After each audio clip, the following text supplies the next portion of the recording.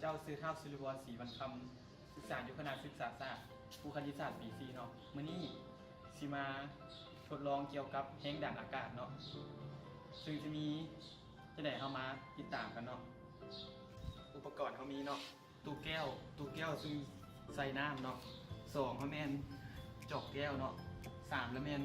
เจี๊ยทิชชู่เนาะเขาเสียที่ไหนเข้ามาติดตามกันเลยเนาะทำอิฐเนาะจอกแก้วเนาะจอกแก้วใส่ทิชชู่เนาะจักใบก็ได้เนาะจักใบก็แล้วแต่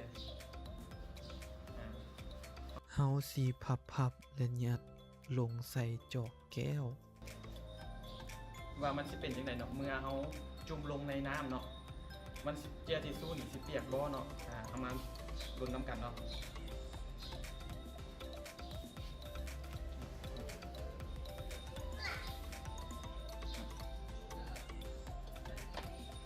มาสังเกตว่า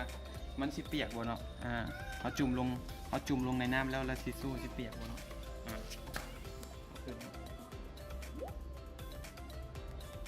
เปียกบ่เนาะมาเบิ่งอีกเชือกนึงเนาะเบิ่งอีกเชือกนึง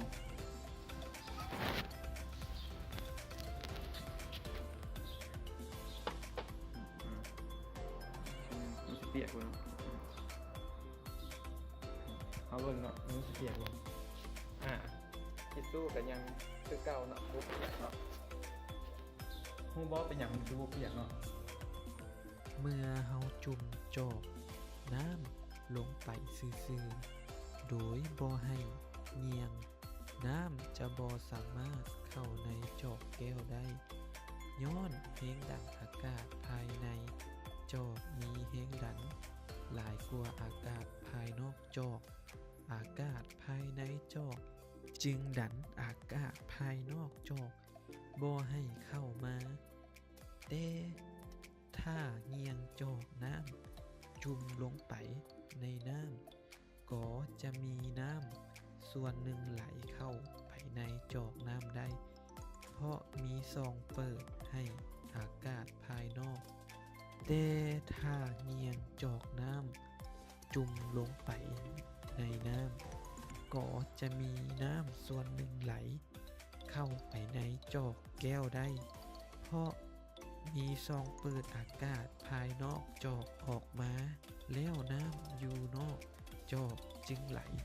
เข้ามาแทนที่ได้เฮ็ดให้เจี๊ย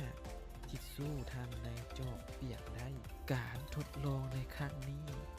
บ่เป็นการทดลอง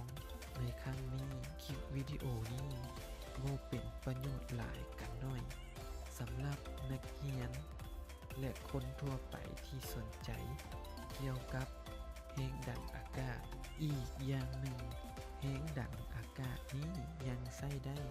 ในชีวิตประจำวันเช่นว่าการสูบยางรถจักรหรือรถใหญ่ล้มหรืออากาศที่สูบเข้าไปจะถึงบีบอัดอยู่ภายในแล้วดันให้ยางลดพองตัวคงรูปอยู่ได้สามารถรับรองน้ำหนักของรถได้อีกอย่างหนึ่งยังเป็นสื่อการเรียนการสอนในชั้นเรียนมัธยมสมบูรณ์ตอนต้นตอนปลายในวิชาฟิสิกส์ก็สามารถศึกษาเป็นแนวทางได้ขอขอบใจ